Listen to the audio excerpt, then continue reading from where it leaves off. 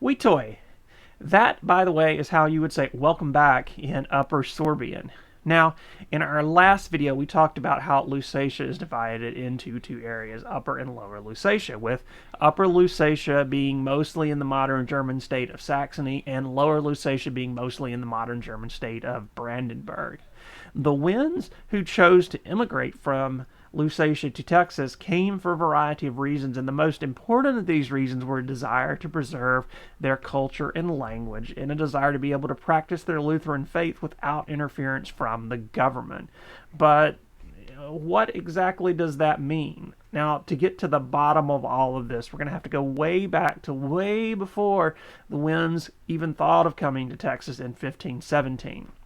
You may remember that a few years ago we celebrated the 500th anniversary of an event that took place that year, and that was Martin Luther's nailing the 95 Theses on the door of All Saints Church in Wittenberg, which is commonly called the Castle Church. And that, of course, is considered to be the beginning of the Protestant Reformation. Now, before we dive into this further, I just want to say that the history of Europe is a little complicated, and I'm only going to briefly touch on a few points, lest this series about the Wendish immigration to Texas become like a 600 video series on European history, as much as at least I would enjoy that.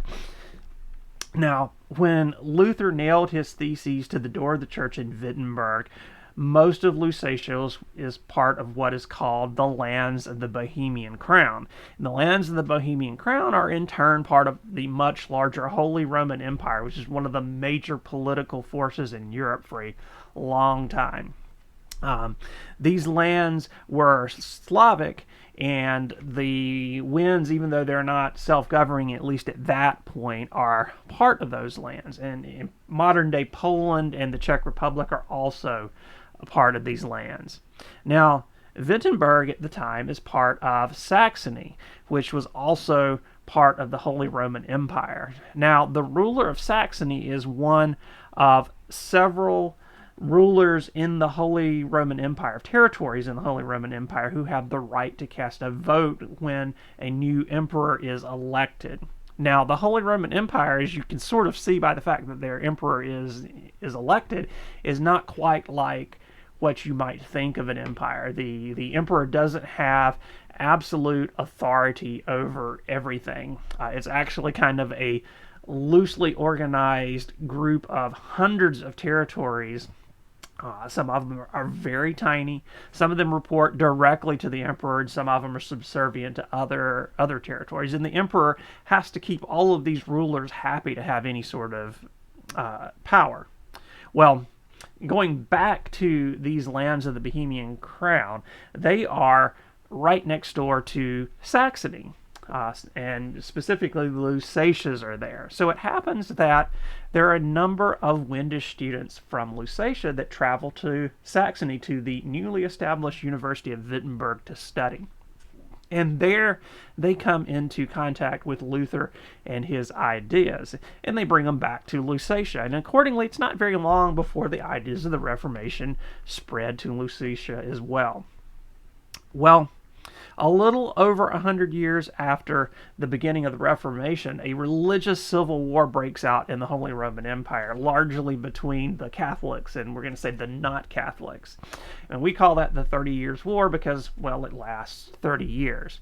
Now, for Saxony, their participation in the war ends a little early in 1635, although the fighting is going to continue elsewhere for like another 13 years. And as part of the peace negotiations with Saxony, the Lusatias are taken from the lands of the Bohemian Crown and given to Saxony. So now the Wends, who are Slavic, begin to be governed by folks who speak German.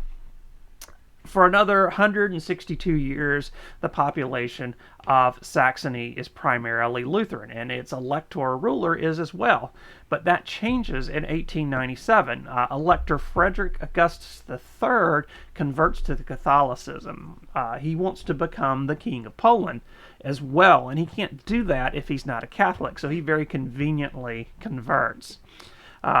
the Lutherans in Saxony are initially worried that he's going to force Catholicism on them, but he doesn't do that. He actually gives up direct control of the state church in Saxony to a government board.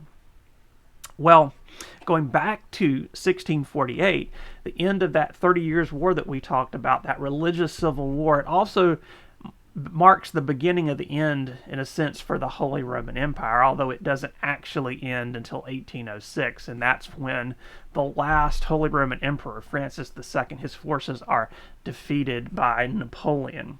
And following that, the Electorate of Saxony, Electoral Saxony, becomes the Kingdom of Saxony, and it's also part of the Confederation of the Rhine, which is a group of territories in the area of the Holy Roman Empire that Napoleon sets up, and he and the French Empire effectively control.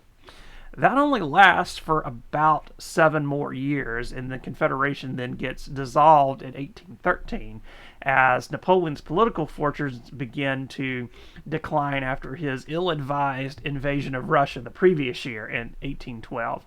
And in 1814, he's going to abdicate, and the Congress of Vienna, which is going to settle things after Napoleon goes away, they set about redrawing the borders in Europe, and their goal is, let's balance all the powers in Europe so we don't have this huge war that we have had for years and years and years.